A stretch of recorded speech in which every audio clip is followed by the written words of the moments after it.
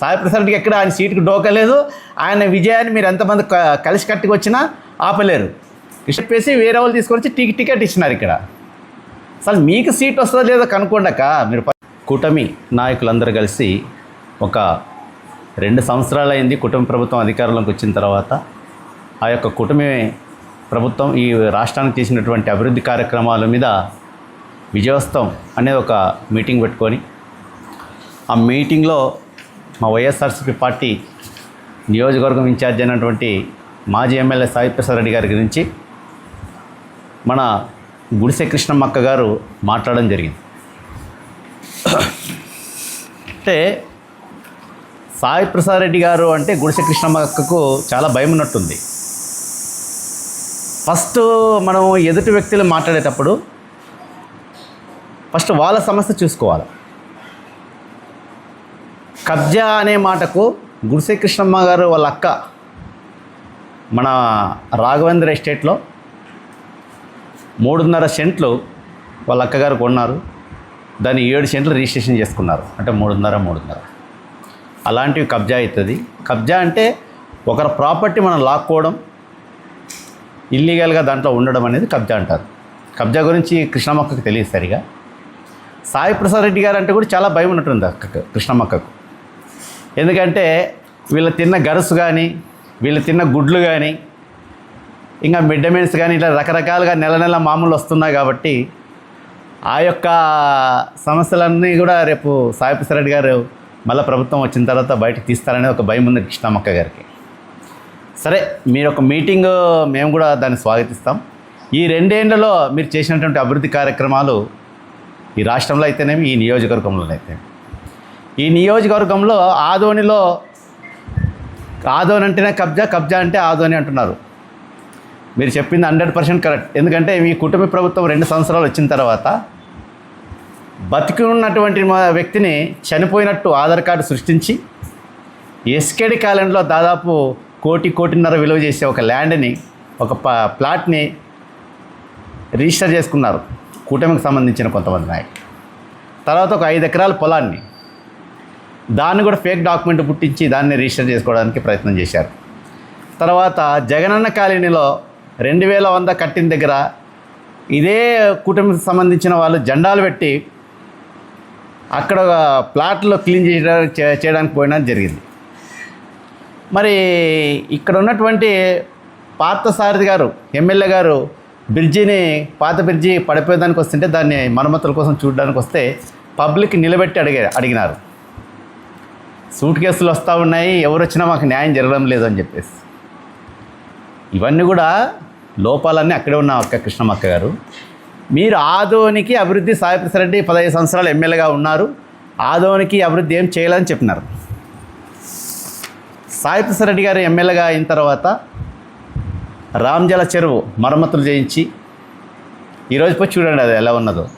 మరి గతంలో ఎలా ఉండేది, ఇప్పుడు ఎలా ఉండేది, ఇప్పుడు ఎలా ఉందని చూసుకోండి. ఆదోనిలో పార్కులు సాయి ప్రసాద్ రెడ్డి గారు మహావీర్ కాలనీ అయితేనేమి, ఎంఐజీ అయితేనేమి, ఇంద్రనగర్ అయితేనేమి, ఎల్ఐజీ అయితేనేమి, హెచ్ఐజీ అయితేనేమి, అక్కడ పోయి మీరు పార్కులు చూసుకోవచ్చు. ఓపెన్గా ఉన్నాయి అవన్నీ పార్కులు, పబ్లిక్ అంతా యూజ్ చేసుకుంటున్నారు. అదొకటి. బైపాస్ రోడ్ చెప్పినారు. బైపాస్ రోడ్ సాయి ప్రసాద్ రెడ్డి సొంతం కాదు, అది సాయి ప్రసాద్ రెడ్డి తెచ్చారు. ఆయన స్వలాభం కోసం అన్నారు. ఏ ప్రభుత్వ పథకాలు ఎవరు స్వలాభం కోసం ఉండవు. ప్రజల అంటే అక్కడ సాయి ప్రసాద్ రెడ్డి గారు మాత్రమే తిరుగుతారా, పబ్లిక్ ఎవరు తిరగరా? మరి మెడికల్ కాలేజు సాయి ప్రసాద్ రెడ్డి గారు స్వలాభం కోసమే అన్నారు. మరి సాయి ప్రసాద్ రెడ్డి గారు ఫ్యామిలీ మాత్రమే చూపించుకుంటారా? 575 కోట్ల నుంచి 600 కోట్ల వరకు అది తీసుకుని వస్తే దాని మీద అతి గతి లేదు ఇంతవరకు. మరి 3 పార్టీలు కలిసి ఆ యొక్క మెడికల్ కాలేజీని తెప్పించలేకపోతున్నారు. కానీ మాటలు చూస్తే పెద్దగా మాట్లాడుతున్నారు అక్క కృష్ణమ్మక్క గారు. తర్వాత ఆదోన్లో మెడికల్ కాలేజ్తో పాటు ఉర్దూ కాలేజ్, స్త్రీలకు, మన మైనార్టీ లేడీస్కు ఉర్దూ కాలేజ్, తర్వాత పాలిటెక్నిక్ కాలేజ్, తర్వాత డిగ్రీ కాలేజ్కు 5 ఎకరాల స్థలం, తర్వాత ఐటీఐ కాలేజ్. జగనన్న కాలనీలో 10,000 పట్టాలు ఇచ్చినారు. మీరు ఎక్కడైనా పట్టా ఇచ్చినారా? ఈ 2 సంవత్సరాలు ఏంది మీరు కూటమి ప్రభుత్వం అధికారంలోకి వచ్చిన తర్వాత ఈ లోకల్గా ఉన్నటువంటి మీరు అంత బలమైన నాయకులే ఉన్నారు కదా ఇక్కడ. మరి ఇంతవరకు ఒక పట్ట ఎక్కడైనా ఈ 2 సంవత్సరాలు ఎవరికైనా ఇచ్చినారా? ఇవ్వలేదు. తర్వాత ఆరేకల్లో మీరు చూడండి, మైనార్టీ పిల్లలకు 0 నుంచి 10th వరకు రెసిడెన్షియల్ స్కూల్ అన్ని వసతులతో కల్పించిన అదొక ఇంద్రభవన్లో కొంత పోయి చూడండి మీరు ఒకసారి. తర్వాత అర్బన్ హెల్త్ సెంటర్లు 3 తెచ్చారు. ఎందుకంటే అవన్నీ కూడా మీరు షాదీఖానకు గతంలోన ఎంపీ ఫండ్ ద్వారా దాదాపు ₹1 కోటి దాన్ని శాంక్షన్ చేయడం జరిగింది. ఈ విలేజ్ క్లినిక్లు ఇట్లా రకరకాలుగా ఆదోని తీసుకురావడం జరిగింది. సంక్షేమ పథకాలన్నీ కూడా సాయిప్రసాద్ రెడ్డి గారు తెచ్చినారు. మరి ఈ 2 ఏళ్ళలో మీరు ఆదోని ప్రజలకు ఏం తెచ్చినారు? ఒక్కటని చెప్పండి. ఈ 2 సంవత్సరాల్లో మీరు ఏమైనా తెచ్చారా? మరి సాయిప్రసాద్ రెడ్డి గారి సీట్ గోయిందా అంటున్నావు, మరి నువ్వే ఏమైనా సీట్లు ఇస్తావా సాయిప్రసాద్ రెడ్డి గారికి? అది మా పార్టీ ఆంతరిక విషయాలు డీలిమిటేషన్ అయితే మరి బీసీ కావచ్చు, ఇంకొక సీట్ పెరుగుతుంది. అసలు మీరు బలమైన వ్యక్తులు కాదనే చెప్పేసి వేరే వాళ్ళు తీసుకొని టికెట్ ఇచ్చినారు. ఇక్కడ అసలు మీకు సీట్ వస్తుందో లేదో కనుక్కోండక మీరు రాదు, అది కనుక్కొని మాట్లాడితే బాగుంటుంది. మీకే దిక్కు లేదు, మరి మా పార్టీ గురించి మాట్లాడతారు. మా పార్టీ ఆంతరంగిక విషయాలు మా పార్టీ హైకమాండ్ ఏం చేస్తుందో ఎవరికి ఇవ్వాలనే వాళ్ళకి ఇచ్చేస్తారు. సాయిప్రసాద్ రెడ్డికి ఎక్కడ ఆయన సీటుకు డోకలేదు. ఆయన విజయాన్ని మీరు ఎంతమంది కలిసి కట్టుకు వచ్చినా ఆపలేరు. కృష్ణమ్మక్క గారు ఒకటి తెలుసుకోవాలా, ఏం ఊగిపోతున్నారు, ఏమంటారు జాతరలో డోలు కొడితే ఎట్లా ఊగుతుంటారు, అలా మా సోదరిమణి కృష్ణమ్మక్క గారు ఊగిపోతూ ఉంటారు. సాయిప్రసాద్ రెడ్డి అంటే విపరీతమైన భయం ఉంది మా కృష్ణమ్మక్కకు. కృష్ణమ్మక్క రేపు మీరు చేసిన అవినీతి అంతా కూడా సాయిప్రసాద్ రెడ్డి గారు మరి ఎమ్మెల్యే అయిన తర్వాత అవన్నీ చేస్తారు బయటికి. ఏదో నిదానం పట్టండి. ఎందుకు అప్పుడే ఇంకా ఈ 2 సంవత్సరాలే అయింది, ఇంకా 3 సంవత్సరాలు ఉన్నాయి. 3 సంవత్సరాల్లో ఆదోనికి అభివృద్ధి చేస్తామన్నారు ముగ్గురు కలిసి. అంటే ఈ 2 సంవత్సరాలు ఏం చెప్తున్నారు మీరు? ఈ 2 సంవత్సరాల్లో మేము ఏం చేయలేకపోయినాము, ఇంకా రానున్న 3 సంవత్సరాల్లో కూడా అంత అభివృద్ధి చేస్తామన్నారు. అంటే ఇంకా మీ కార్యకర్తలు అయితేనే ఆదోని ప్రజలు అయితేనే మబ్బు పెట్టేదానికి మీరు ప్రయత్నం చేస్తూ ఉన్నారు. అంతేగాని ఎక్కడ అభివృద్ధి ఫలానా చేస్తామో ఫలానా అని చెప్పడం లేదు ఇంతవరకు. మరి మీకు అంత బలంగా ఉంటే ఆదోన్లో ఒక ఇండస్ట్రీలు తీసుకురండి.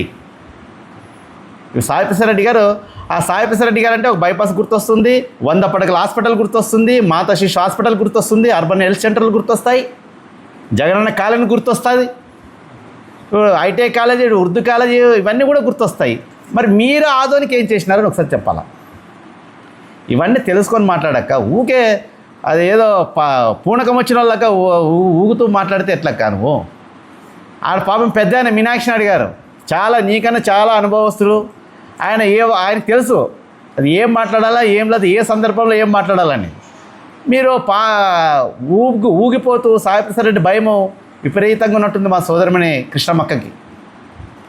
అంత పెద్ద మీనాక్షి నాయుడే పాపం ఏం మాట్లాడలేక, నిధులు లేక, జనాల్లో పోతే తలెత్తుకోలేమని చెప్పేసి ఆయన ఏం చెప్తే మళ్ళీ దానికి ఏది కౌంటర్ వస్తుందో అని చెప్పేసి ఆయన మాట్లాడలేకపోయినాడు. చాలా అనుభవస్తుడు కాబట్టి ఆయన మాట్లాడలేకపోయినాడు. నీకు ఏమీ అనుభవం లేదు, ఏదో నువ్వు అరసకంటే తిరుగుతున్నావు అని చెప్పేసి జిల్లా అధ్యక్షులు ఇచ్చినారక్క నీకు. నెక్స్ట్ అది కూడా ఉండదు, ఆ జిల్లా అధ్యక్షులతోనే నీ సరి. నీకు కానీ మీ వాళ్ళకి కానీ ఎవరికైనా టికెట్ వచ్చే పరిస్థితి లేదు. ఎందుకంటే మీనాక్షి నాయుడు ఆల్రెడీ ఉన్నాడు అక్కడ, ఇన్ఛార్జ్ ఉన్నారు వాళ్ళు. మీరు ఎన్ని మాట్లాడినా సాయిప్రసాద్ రెడ్డి గురించి మీరు పొద్దున్న లేస్తే సాయిప్రసాద్ రెడ్డి గారి జపం తప్ప ఆదోని అభివృద్ధి ఎలా చేయాలనేది మీకు కొంచెం కూడా లేదు. ఇంత పెద్ద ఆదోని ముంబై, రెండో ముంబై అంటుంది అమ్మ. 2002లో ఈ ఆదోని ముంబై సర్వనాశనం అయింది. ఆ రోజు ఎవరు ఈ రాష్ట్రానికి ముఖ్యమంత్రిగా చంద్రబాబు నాయుడు గారు ఉన్నారు. మరి ఆ రోజు గవర్నమెంట్లో ఉన్నటువంటి వాళ్ళందరూ కూడా ఏం చేసినారు? ఇండస్ట్రీలు మూతపడతా ఉంటే ఆ ఇండస్ట్రీలు అంతా తెరిపించాలి కదా. ఎందుకు మాట్లాడలేకపోయినారు? సరే, 2014 నుంచి 2019 వరకు ఎవరు అధికారంలో ఉన్నారు? ఇవన్నీ తెలుసుకొని మాట్లాడండి. ఇప్పుడు కూడా మీరు ఇంకా ఈ 2 ఏళ్ళు అయినాయి. ఈ 2 ఏళ్ళలో ఆదోనికి పలానా ఇండస్ట్రీలు తెస్తామని ఎప్పుడన్నా ప్రజలకు మాట ఇచ్చినారా? ఎక్కడన్నా చేసినారా? ఆ రైల్వే మన పాత బ్రిడ్జి పడిపోతుంది. ప్రాణాలు ఎవరు ఆ బ్రిడ్జి కింద పోవాలంటే అరిచేతిలో ప్రాణాలు పెట్టుకొని పోతూ ఉన్నారు. అది రైల్వేకి సంబంధించింది, అది కూడా తెలుసుకొని మాట్లాడండి. ఆ రైల్వేకి సంబంధించిన వాళ్ళు రైల్వేతో కాంటాక్ట్ అయ్యి, రైల్వే మినిస్టర్ ఉంటాడు, వాళ్ళతో కాంటాక్ట్ చేసి ఆ బ్రిడ్జిని డెమాలిష్ చేస్తారా లేకుంటే దాన్ని మరమ్మతులు చేస్తారు? ఆదోని ప్రజలంతా అరిచేతిలో ప్రాణాలు పెట్టుకొని తిరుగుతూ ఉన్నారు. ఆదోనిలో సమస్యలు దండిగున్నాయి. మరి మన వైఎస్ఆర్సీపీ నాయకులంతా కూడా వెన్నుపోటుకు ర్యాలీ అన్నారు. అంటే మీకు ఆల్రెడీ భయం పుట్టుకొచ్చిందా? అది వెన్నుపోటుకు ర్యాలీ కాదు, అది ప్రజల ప్రభంజనము. ప్రజలకు మీరు చేసినటువంటి ద్రోహం, అబద్ధాలతో అధికారంలోకి వచ్చినటువంటి మీరు అధికారుల ప్రజలకంతా మోసం చేసినారు. ఆ తిరుగుబాటుతో ఈరోజు స్వచ్ఛందంగా ప్రజలందరూ కూడా మా పార్టీలో వస్తూ ఈ 2 సంవత్సరాల్లోనే మీరు ప్రజల్లో తీవ్ర వ్యతిరేకత తీసుకొచ్చినారు. ఎందుకంటే ఇచ్చిన సంక్షేమ పథకాలు కూడా మీరు ఇచ్చిన హామీలు ఏ పథకాలు కూడా అమలు కావట్లేదు, అరకొర ఇస్తూ ఉన్నారు. ఇప్పుడు ముస్లిమ్స్ షాదీ తోఫా అది ఏదో ఉంది, ఆ కార్యక్రమం ఇంతవరకు చేయలే. మహిళలకి డబ్బులు ఇవ్వలే, 1500 ఎంతమంది ఉంటే అంతమందికి డబ్బులు అన్నారు. మళ్ళీ పిల్లలకి ఇంతవరకు స్కూల్ ఓపెన్ అయినా అమ్మ ఒడి పడలే. రైతులకు పంట నష్టం లేదు, ఏదో అరకొర ఏదో పథకాలు పెట్టి వాళ్ళకి కొంచెం ఇచ్చేసి చేతులు దుడుపుకుంటున్నారు. అది రాష్ట్రం అంతా ప్రజలందరూ కూడా గమనిస్తూ ఉన్నారు. ఈ 2 ఏళ్ళలో ఇంత వ్యతిరేకత వచ్చింది. ఇంకా రానున్న రోజుల్లో ఇంకా 3 ఏళ్ళలో మిమ్మల్ని ప్రజల్లో కూడా తిరిగినిచ్చే పరిస్థితి లేదు. ప్రజలందరూ కూడా అది గుర్తుపెట్టుకోండి. కృష్ణమ్మక్క గారు ఎప్పుడు సాయిప్రసాద్ రెడ్డి గారి గురించి మాట్లాడేటప్పుడు నీట్గా తెలుసుకొని మాట్లాడండి. ఎందుకంటే మీరు జిల్లా అధ్యక్షులు కృష్ణమ్మక్క గారు గౌరవంగా హుందాగా మాట్లాడాలి. 24 గంటలు సాయిప్రసాద్ రెడ్డి గారి నామం జపం తప్ప మీరు ఇంకోటి ఏమి ఆదరణ అభివృద్ధి చేయలేరు. ఎందుకంటే అక్కడే అనుభవస్తులైనటువంటి మీనాక్షి నాయుడు గారు దగ్గర ఉన్నారు కాబట్టి ఆయనకు తెలుసు ఆదోనికి నిధులు ఎలా రావో, ఎందుకు రావో, స్టేట్ బడ్జెట్ ఎలా ఉంది ఇచ్చేది. ఇప్పుడు పథకాలు వాళ్ళు చెప్పిన మాటల కన్నా పథకాలు ఎక్కువ ఉన్నాయి. ఆ పథకాలు ఇవ్వలేక అబద్ధాలతో వచ్చినారు కాబట్టి ఆ పథకాలు రావాలంటే డబ్బు సరిపోదు. ఇప్పటికే 3,59,000 కోట్ల రూపాయలు అప్పు చేసినారు చంద్రబాబు నాయుడు గారు. అంటే జగనన్న అంతా కలిసి కూడా 3,30,000 కోట్లే అప్పు చేసినాడు గవర్నమెంట్లో. 2 ఏళ్ళు కరోనా కూడా. అయినా ఈ 2 సంవత్సరాల్లోనే చంద్రబాబు నాయుడు గారు 3,59,000 కోట్ల రూపాయలు అప్పు చేసినాడు. మరి ఆ డబ్బు ఎక్కడ పోయిందో అదే తెలియదు. మరి పథకాలు ఎందుకు రావట్లేదో ప్రజలకు అర్థం కావట్లేదు.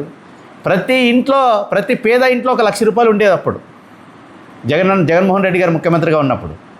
మరి ఈరోజు ఆ పరిస్థితి లేదు. మరి ఆదోని విషయానికి వస్తే మీరు ఈ 3 పార్టీలు కలిసి ఏదైనా ఒక ఇండస్ట్రీలో తీసుకురావాలనే ఆలోచన కూడా లేదు. 24 గంటలు సరే ప్రజా తీర్పును మనం గౌరవించాలా. ఇదో సాయిప్రసాద్ రెడ్డి గారు ఓడిపోయినారు. మళ్ళా రేపు ప్రజా తీర్పు ఎలా ఉంటే ప్రజా తీర్పు మనం స్వాగతించాలా. అంటే ఒక సాయిప్రసాద్ రెడ్డి గారే ఓడిపోలే, రాష్ట్రంలో 164 సీట్లు ఓడిపోయినారు. అంటే చంద్రబాబు నాయుడు గారు చెప్పినట్టు అబద్ధాలు నమ్మి చంద్రబాబు నాయుడు గారు జగన్మోహన్ రెడ్డి గారికి ఇంకా ఎక్కువ పథకాలు ఇస్తాడేమో అని చెప్పేసి ఓట్లు వేసి మిమ్మల్ని ప్రభుత్వం మీకు అధికారం ఇవ్వడం జరిగింది.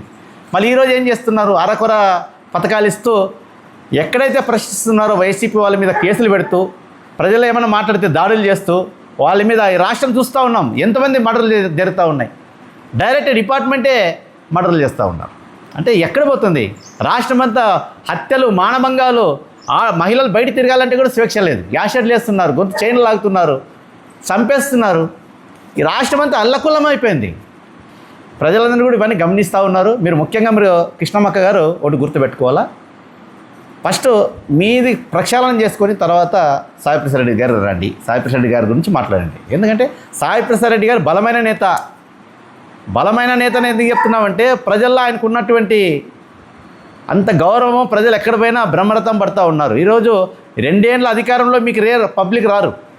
అలాంటిది మాకు ఈరోజు వస్తూ ఉన్నారంటే మీ పార్టీ మీద, మీ కుటుంబ పార్టీ మీద ఎంత వ్యతిరేకత ఉంటే పబ్లిక్ అంతమంది ఈ రాష్ట్రం అంతా కలుస్తారు. వైసీపీ వాళ్ళు ర్యాలీ చేస్తున్నారు, ఏదైనా బురద చల్లుతున్నారు, అబద్ధాలు చెప్తున్నారు, ఇవి చేసినారు, గతంలో ఇవి చేసినారని మాట్లాడుతూ ఉన్నారు. ఇవన్నీ సరైనది కాదు. ఇంకా ఇప్పుడు మనం చేసే కార్యక్రమం ఇంకా రెట్టింపు చేస్తాం. మీరు ఏం అన్యాయాలు చేసినా అన్నీ ఖచ్చితంగా 100% ప్రజల ముందు పెట్టి మీరు చేసినటువంటి అబద్ధాల హామీలతో వచ్చినటువంటి మీరు ప్రజలకు క్షమాపణ చెప్పాలి. ఎందుకంటే ఈరోజు పథకాలు ఇవ్వలేక ఎదురు దాడులు చేస్తూ ఉన్నారు. ఎవరు అడిగితే వాళ్ళ మీద కేసులు పెట్టడము, వాళ్ళు సతాయించడము, రకరకాలుగా మళ్ళీ వైసీపీ మీద బురద చల్లడం. ఇది మానుకోండి. కృష్ణమ్మక్క గారు అనుభవం తెచ్చుకొని ఉన్నటువంటి పెద్దల సలహాలు తీసుకొని ఏం మాట్లాడాలో, ఆదోనికి మనం ఏం అభివృద్ధి చేయాలా, ఏ కాన్సెన్స్లో ఆ ఎమ్మెల్యే గురించి మాట్లాడమో ఆమెకి ఫ్యాషన్ అయిపోయింది. కృష్ణమ్మక్క గారికి పాపం విషయాలు ఆ కాన్సెన్స్లో నువ్వు మాట్లాడేటప్పుడు ఆ కాన్సెన్స్లో మనం ఏం డెవలప్మెంట్ చేయాలి, దాని గురించి అభివృద్ధి గురించి మాట్లాడితే బాగుంటుంది. ఆదోనికి ఏం తేవాలి, ఏం తీసుకొస్తే బాగుంటుంది, ఆదోని ప్రజలందరూ కూడా హర్షిస్తారు అనేది తీసుకురావాలి. కానీ 24 గంటలు సాయిప్రసాద్ రెడ్డి గారు జపం చేసుకుంటూ ముందుకు పోతున్నారు.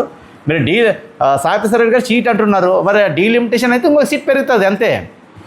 నువ్వేం టికెట్ ఇచ్చే పరిస్థితి లేదు కదా, నీకే దిక్కు లేదు. మీకెవరికి వస్తారో టికెట్ అర్థం కాదు. నీకేదో తిరుగుతూ ఉన్న ఆడపిల్లని చెప్పేసి జిల్లా అధ్యక్షుల పదవి ఇచ్చినారు. అది కూడా ఈ పదవి ముగిస్తారు కానీ పక్క పెట్టేస్తారు. చంద్రబాబు నాయుడు గారు అంతా use and throw. Chandrababu Naidu గారు ఎప్పుడు అబద్ధాల్లో ఆయన చెప్తూ మబ్బు పెడుతూనే ఉంటాడు.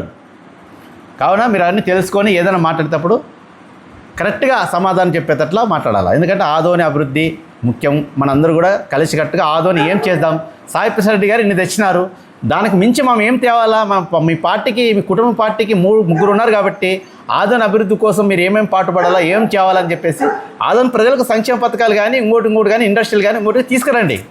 ఎందుకంటే ఇలా అబద్ధాలతో కాలయాపన చేయడము సరైనది కాదు. వ్యక్తిగత విమర్శలు పక్కకు పెట్టండి. ఈ 2 ఏళ్ళు ఏం చేసినారు? భజన చేస్తూ ఉన్నారు. సాయి ప్రసాద్ రెడ్డి భజన తప్ప మీరు ఏమి చేసింది లేదు.